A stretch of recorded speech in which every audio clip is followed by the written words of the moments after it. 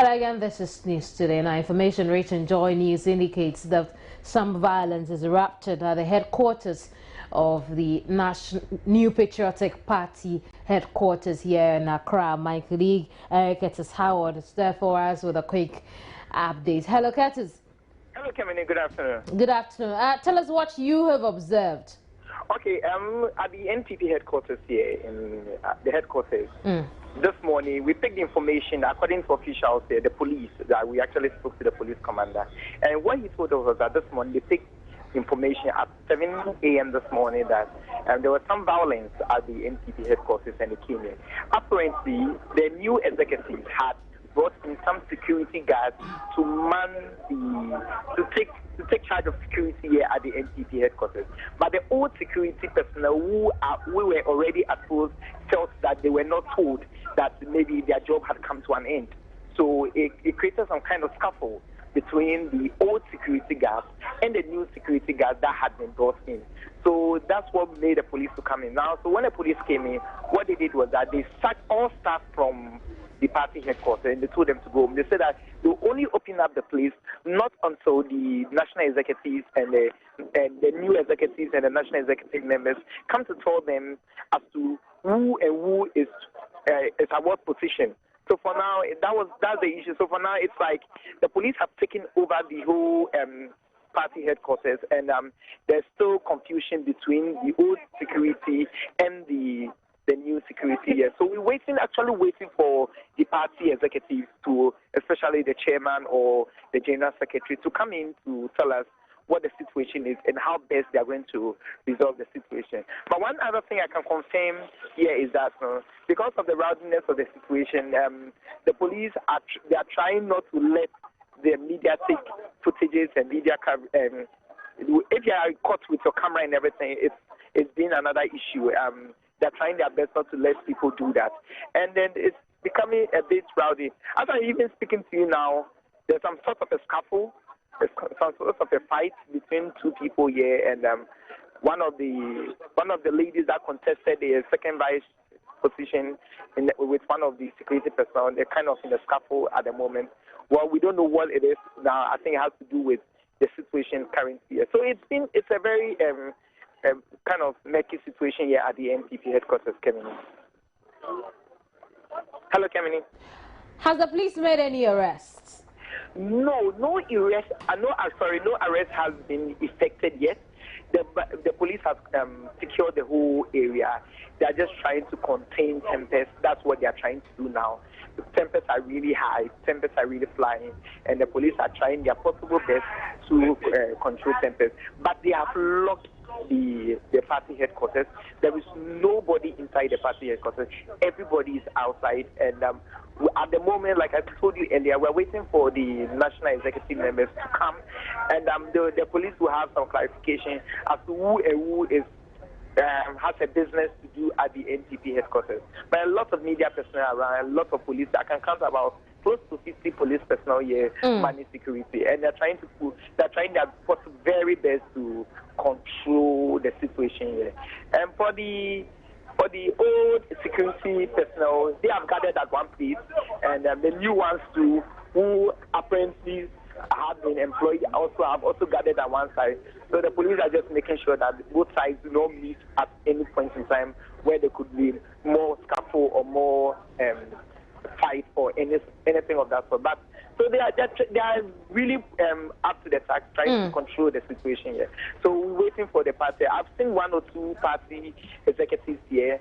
I've seen one or two here. They are yet to address the media. I've seen them with the police trying to have a discussion with them. So immediately they make any statements or any information, I get any information from Absolutely. Thank you very much for that information. Now, 10 suspects have been arrested in the murder, or 13 suspects rather, have been arrested in the murder of the overlord of Nanumba Na and Dani at Bimala in the northern region. Some reports indicate that two of those suspects included district chief executive as well as the district police commander, though the police will not give the identities of these suspects. I spoke earlier with acting police PRO DSP Cephas Arthur on News Desk. People?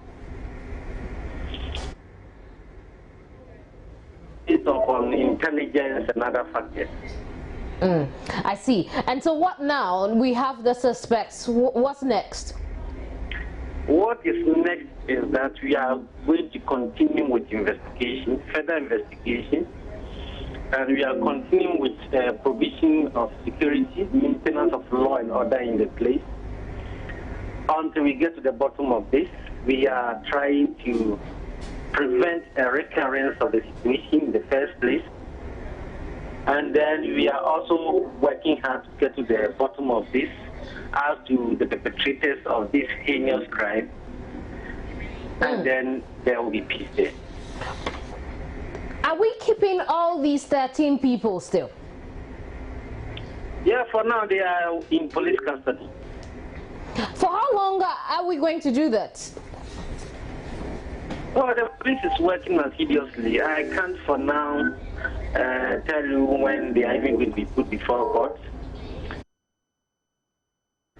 Now, the Inspector General of Police, the Minister of Defense, in the company of other high-profile state officials, Bimala in the northern region, to learn at first hand the current situation with the Bimala clashes that led to the deaths of the Bimala chief and 3 others. Joining us is Kwame Boateng is with the team and has joined me via telephone here on News Today. Hello, Seth. Hello, Kamini. Tell us what's been going on. Well, we just got to Tamale. We are about leaving here to Bimala, but I've been speaking to the Defense Minister, who is here with the IGP and the Deputy Chairman Minister. And the Defense Minister tells me he's going there to learn first-hand developments there. He will also meet with the District Security Council for briefing. Afterwards, he will visit the bereaved families to lend them their support and to assure them that government is with them and they will surely look for those who committed this heinous crime and make sure they bring them to book. But a while ago, the Regional Security Council held a news conference and they have confirmed that 17 people have been arrested and not the 13 as we have been told. 17 people have been arrested and the DC for the area as well as the district police commander have been invited to Accra. They have not been arrested. They have been invited to Accra for questioning. I see. Do they hint of any plan as to the way forward after this? Currently, the Defense Minister, the Deputy Interior and the IGP, they're in a closed-door meeting with the regional minister for Northern Region. Right after this meeting will be the time we will live here. For now, they have not told me of any plans, but I believe by the time they end their tour, they would have come up with something for us, Kennedy. When should we expect the team to be in Bimala? Come again? When are we expecting the team in Bimala? In the next 30 minutes, we should be there. I see. We'll get an update on this. Thank you very much, Seth, for your time.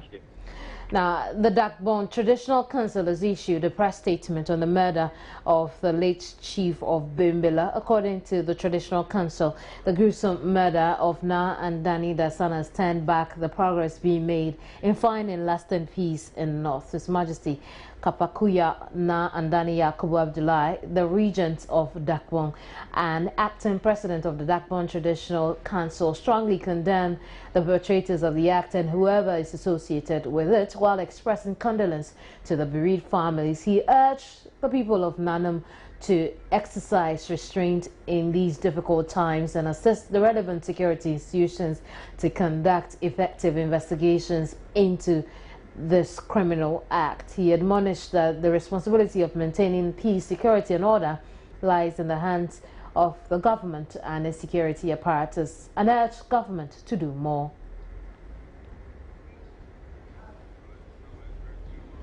I hit the phone lines again. This time I'm joined by our Northern Regional Correspondent, Muhammad Hashmin. Hello, Hashmin. Hello, Kamini. What's the latest on this matter in the Northern Region? Well, the Northern Regional Security Council have been addressing the press in connection with the Bimala incident. Now, the Security Council a while ago just confirmed that 17 suspects are now in their hands and to assist in investigation in so long as the murder of the king is concerned. Now, they have also confirmed to us that during the press briefing that the district police commander and the district chief executive have also been invited to assist in investigation. How's the Bimala neighborhood reacting to all of these developments? Well, for them, they said they will continue to cooperate with the security agencies to ensure that the culprits are brought to book. Let me also add that during the press briefing, the Rexec made it clear, very, very clear that with the assistance of the residents, they were able to arrest 3 culprits, 3 suspects in Nkwanta in the Bukosa region. And all these combined together have made the figure now 17. I see we'll leave it here for now. Thank you very much, Hashmi, for that information. Let's move on to education, where 61 parents have found creative ways of getting their children educated. Here's how. 1 yam each from each parent every month to motivate 48-year-old teacher Emilio at Pulposo in the Gonja West district of the Northern region. Emilio has devoted his life to making sure that about 61 children get some education, but the community just won't value the selfless service being rendered them. The teacher tells Jojo Kobina he is disappointed and heartbroken. It is not a game. These children are working. The noise they make is intended to drive away pests and birds. The farm is mixed crop, yams and maize, so to prevent birds from picking up planted seeds from the soil, they make noise.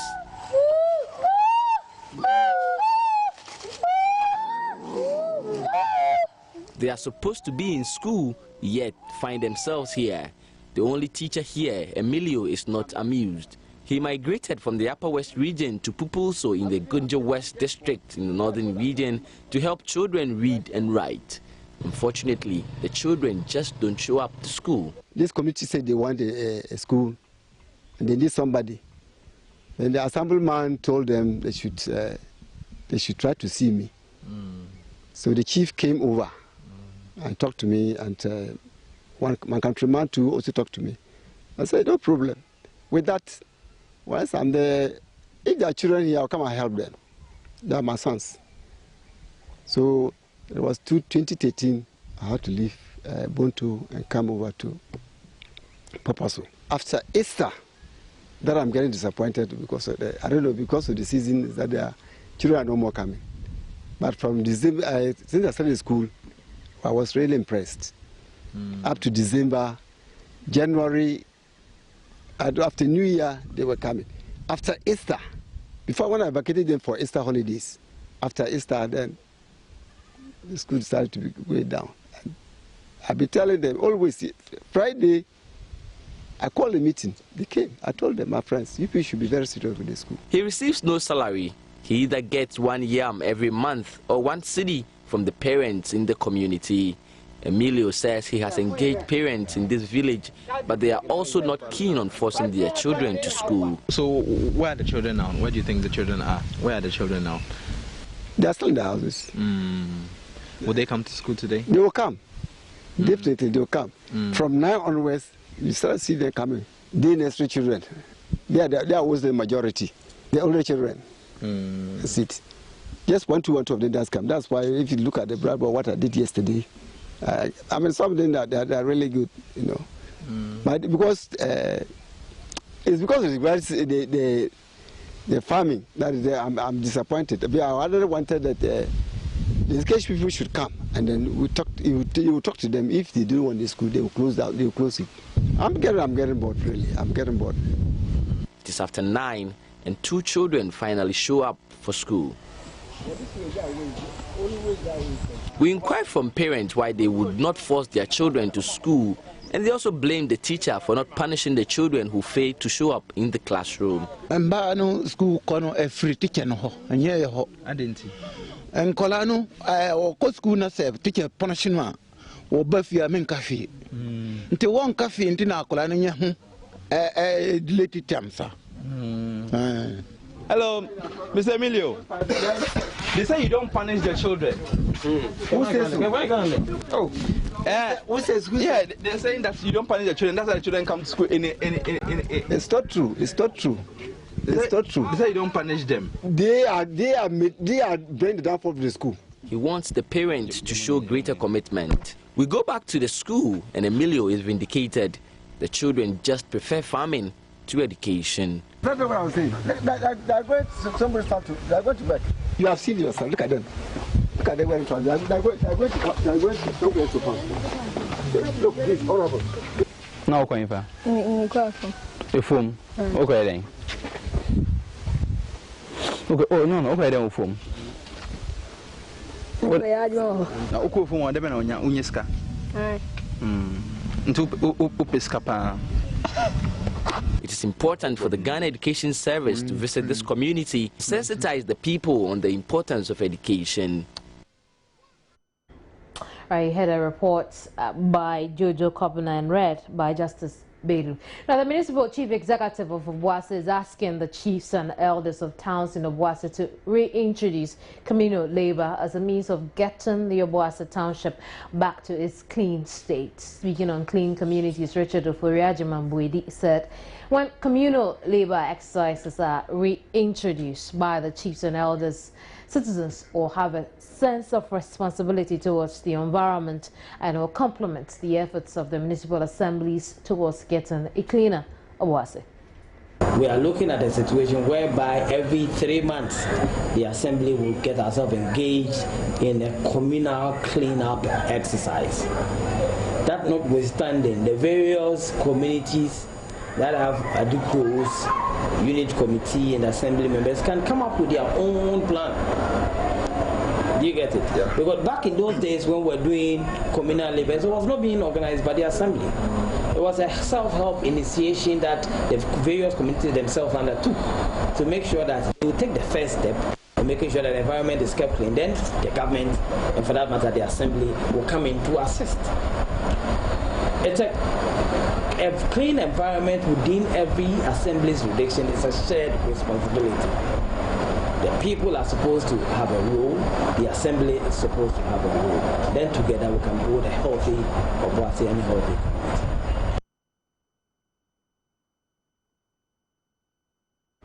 A former Minister of Trade and Industry, Dana Budakpi, last week declared his candidature for the chairmanship of the ruling National Democratic Congress, promising a dynamic leadership to revamp the party. He also pledged to reconnect the party to its mass base to ensure more inclusiveness in the operations of the party. Budakpi, a founding member of the party, said his action was in response to a call to improve or save the party from drifting from its core values and mass base. Well, I'm joined over the telephone by Ben Efson. Ben Efson is editor-in-chief for the Daily Dispatch and also a poster. Well, in the absence of that, to speak to Executive Director of the Ghana Institute of Governance and Security, David Agbe. Hello, David. Yes, good afternoon, Kelly. Good afternoon to you. You're welcome to the program, David. Quickly, what are your interpretations into this development? Yeah, thank you so much once again. I think that the contest for NDC, national chairman is going to be keenly, contested.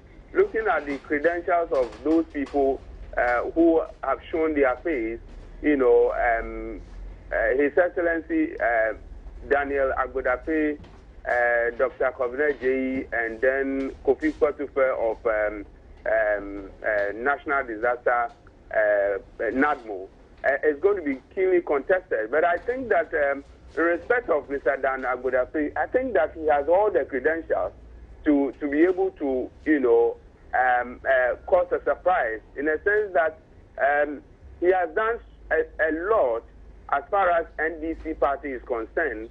And then nationally, he has also, proposed certain things which has been done, and he has a certain level of knowledge as far as that chairmanship contest is concerned. and the Free Zone Board in Ghana, he was one of the architects, when it comes to promotion of foreign direct investment in this country. He has also been one of the key architects, the GC net on all those things.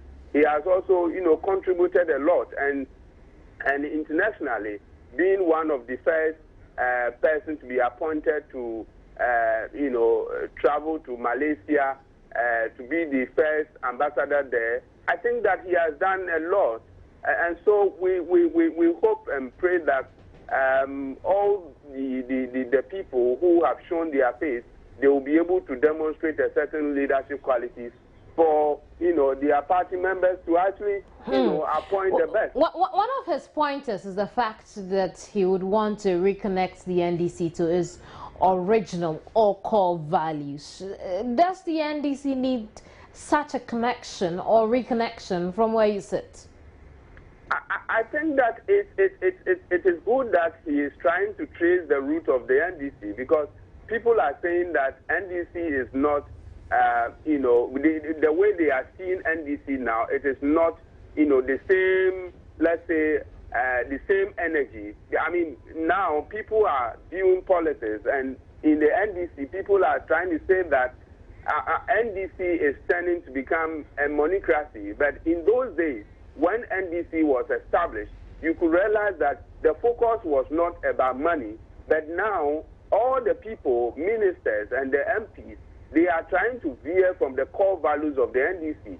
So if Dan Wodape, who has been one of the founding members of the party, is trying to say that they want to replant the tree of the party, which means that he is trying to re-echo the original values of the NDC. I think that is quite commendable, provided other people will be able to give him the room for him to actually operate. I think that he belongs to the core of the former president and the founder of the party, Jerry John Rawlings. And so I think that those group of people, if they can replant the tree of the NDC, it will do them good. Because as we speak now, I could say that there is so much apathy. If anything at all is going to cause the NDC, it's going to be apathy, because most of the NDC folks are saying that they are not going to vote come 2016. So we need energetic people who belongs and who believes in the philosophy of the party to rekindle the spirit of the people. If not,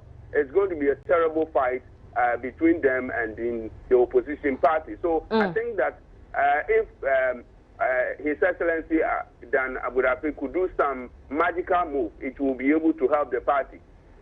We'll leave it here for now. Thank you very much, David. To come there, sports, business, and international news. Here on News. I'll be right back. Don't go away. Thank you very much for staying on here on News Today. Let's go and get some updates on the security situation at the NPP headquarters here in Accra. We understand the first vice chair of the party, Freddie Blaze, has been addressing a section of the media at the party's headquarters. Eric Etisawa is there for us. He's joined us again via telephone. Hello, Eric. Hello, Kimini. What has Freddie Blaze been saying? Okay, what he told the media was that there was a National Executive Council meeting yesterday where they resolved to make some changes within the security structure of the party. And apparently, it seems that information was not communicated to some members of the party. So that was the reason for the issuing conflict this morning. But what he said was that he asked the police to carry on their work and to ensure that there is peace and security at the NPP headquarters whilst they go out there to have another meeting to restructure the whole process and communicate that information to the party members. So that was what he is. But and he also indicated that the situation is calm and everything, and there is no confusion as was being reported. So we should just take, everybody should just be calm and go home, and the national executive of the party will resolve the issues. Does that mean work has resumed at the party headquarters? No, work has not resumed. For today, it doesn't look like work will resume at the party headquarters. It looks like for today, there will be no work there because the police have actually locked up the place. And when we went inside the building, we realized that some of the louver blades and the glass doors that were used, the glass doors at the frontage of the NPP headquarters had been broken, and so all those must be repaired. And there were some black cloths on the ground as well, which means it indicated that this morning's couple, some persons got injured as well. So according to the first vice chairman, you will have to resolve all these petty issues, especially with the broken glasses and stuff like that. And they have to also know those who were injured so that they can go and receive medical care and everything. So today, it looks like work at the NPP headquarters will not go on, and whilst officials sit down to make sure they streamline all the confusion, all the process, make sure that everything is okay before work will descend. So it's not only today, it might go on for some few more days, and the police have been asked to stay there to maintain law and order at the moment. But one thing I can also confirm to you that a large gathering of NPP supporters and followers are currently at the party headquarters. Just out of curiosity to find out what is really happening. Others said they heard the information on radio, others said they saw it. So they are just there to see the situation for them. But does it come across as though the party is interested in making those who have caused this mayhem face the full rigors of the law? Okay, for now, when we spoke to the police official, what they said they would conduct an investigation into the matter as to what happened this morning. And anyone that is found culpable of any offense, any violent act or anything, that person will be arrested and will face the full rigors of the law.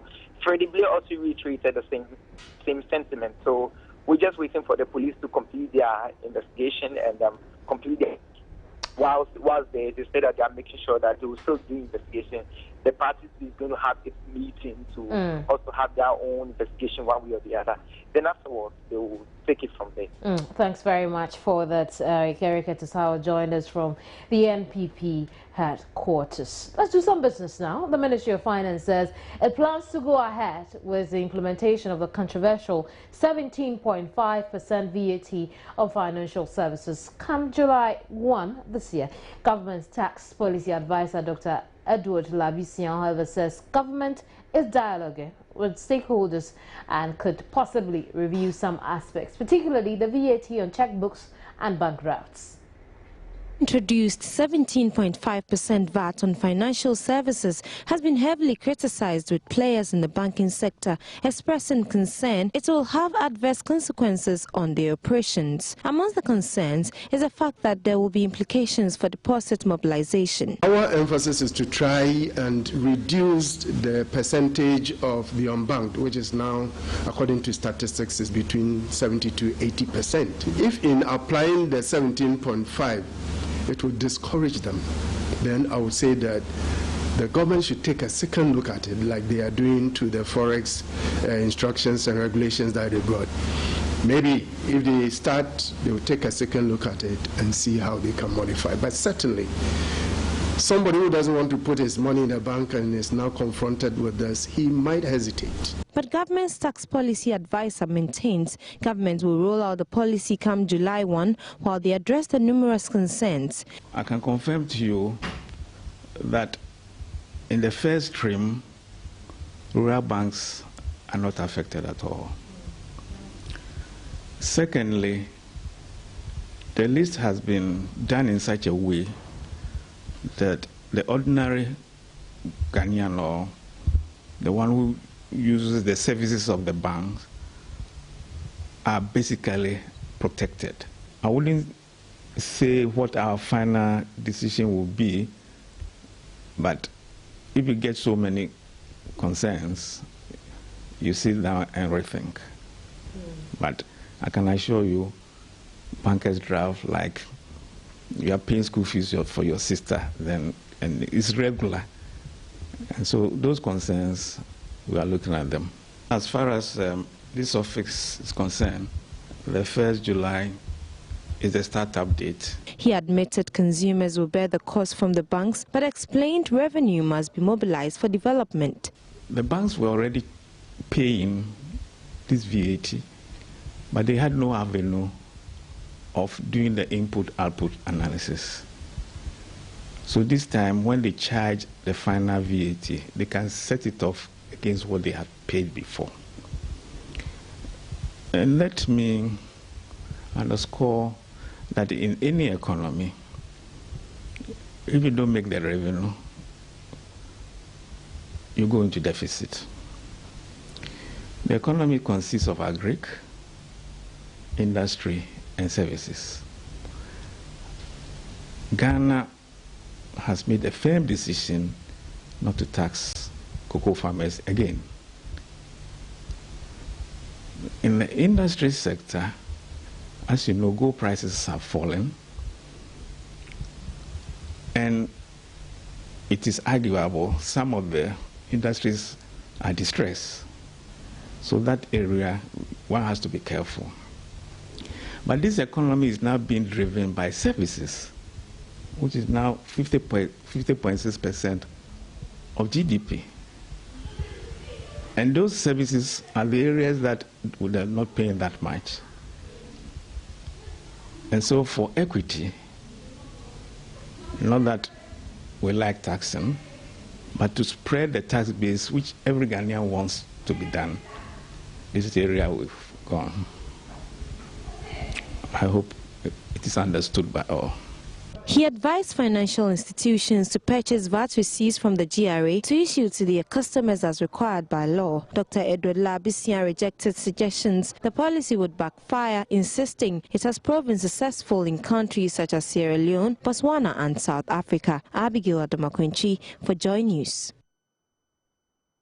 A very good afternoon to you wherever you are. Thanks for joining me, and this is the sports segment on News Today, proudly brought to you by Carball. My name is Benedict Owusu. We've got a lot of stories for you this afternoon, and in our first story, former president of the Ghana Football Association, Dr. Nyaho Tamaklu says allegations by the Daily Telegraph and Channel Force Dispatches program to effect the Ghana Football Association attempted to fix matches is a deliberate attempt by the international rackets to damage the image of the GFA and the nation. Speaking on News Desk, the former GFA boss says Ghanaians must not jump into hasty conclusions. Doc, what's been your interpretation into this happening? To begin with, I think luckily I got the clip on BBC this morning after I've had a chat with you.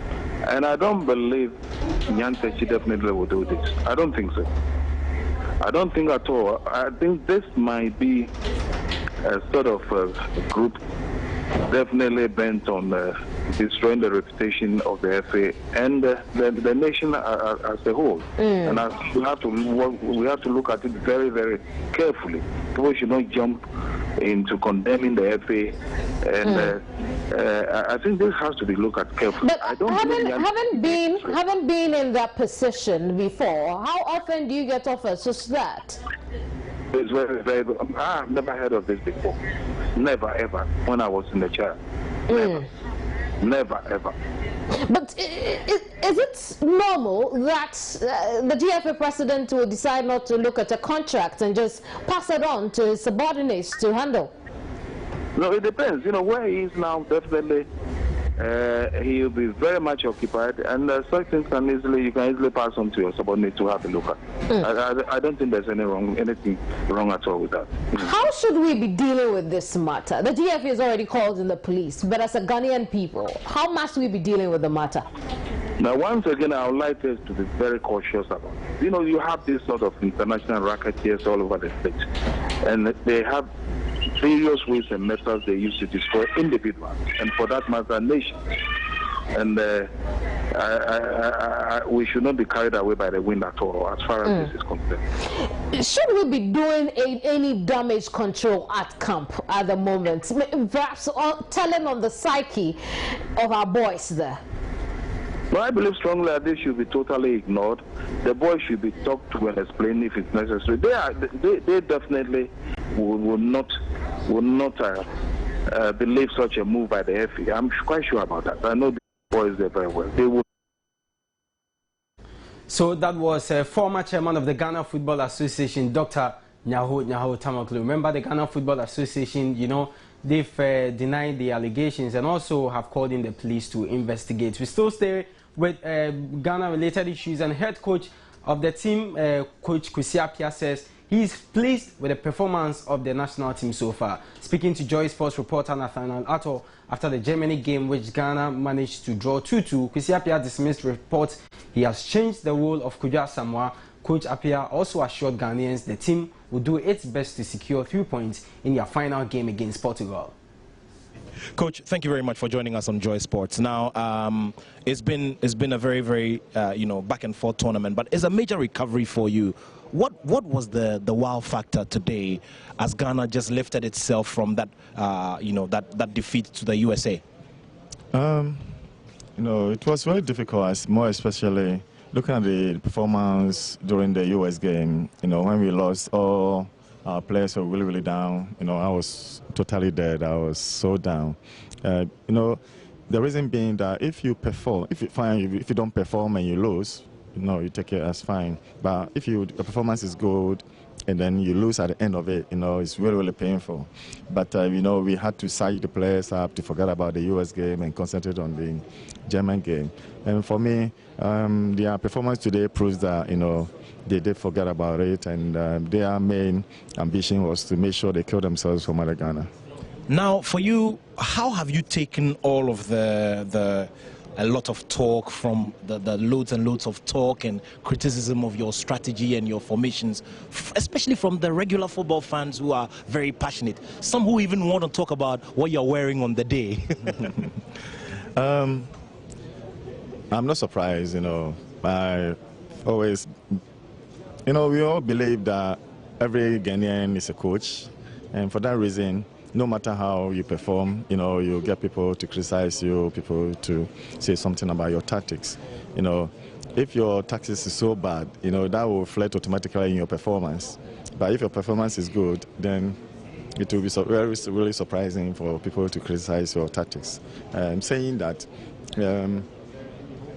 we knew that the Germans were going to really attack us, and we decided to force them to play the way we want, by defending, giving them high pressing, or the worst, medium pressing. Because with the Germans, once you allow them to, get to your last third, they can always punish you. Now, one other thing that many people have spoken about, the regular football fans, I'm saying, is the use of Kwadwo Asamoah in a role that regularly many will say he's not the best at. What is your assessment of Kwadwo Asamoah in that new role, or that role that you've shifted him into on the lateral lines? I'm surprised when people say Kwadwo Asamoah is playing a new role. This is the same role he's been playing in Juventus for the past 2 years. And when he comes to Ghana, I'm surprised people see, because Kwadwo is a player who can, play in a position. He adapts himself to any position you put him in. And you're happy with what you've seen of him so far? For me, the US game and the German game, he's one of my best players. His performance has been, terrific. And, you put Kwadwo in the midfield when you don't have players who can, play at that area. But we all know, we Ghanaians, we all know we've always had problems at the left back. So if you've got a player, who can help at that position, and you've got alternatives, who can also play the role in midfield, then I'm really surprised anybody will complain about it. But saying that the most important thing is his performance has been great and fantastic. So once I believe that, he'll perform to help the country, I don't see anything wrong with it. So that was Black Stars coach Kwesi Appiah there in that interview with Joy Sports' Nathaniel Atto. Remember, Ghana, we've got a last group game to play against the Portuguese on Thursday. And if we win that game, and we pray that either Germany or the United States of America drop points, it means we've qualified to the next stage of the competition. Well, let's do some more World Cup stories. And the indomitable Lions of Cameroon will be taking on host Brazil in the last Group A match at the ongoing FIFA World Cup tournament. And Cameroon, remember, have already lost their first 2 matches against Mexico and Croatia.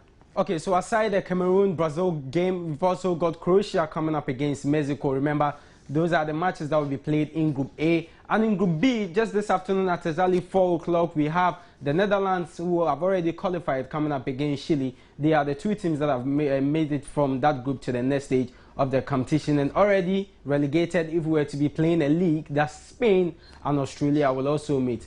Results in that game will not count, so they will be playing for pride in some sort of exhibition game there. So that's it. Thanks so much for your time. You're still here on the Joy News channel, and it's News Today. My name is Benedict Owusu. Before I go, a quick recap of our headlines. Well, NPP leadership. Former president of the Ghana Football Association, Dr. Nyaho Tamaklo, says allegations by the Daily Telegraph and Channel 4's dispatches program to the effect that the GFA attempted to fix March is a deliberate attempt by international rackets to damage the image of the country. Find more news on mindyouronline.com. Thank you very much for staying through. My name is Kimini Nyamani Amano. Good afternoon.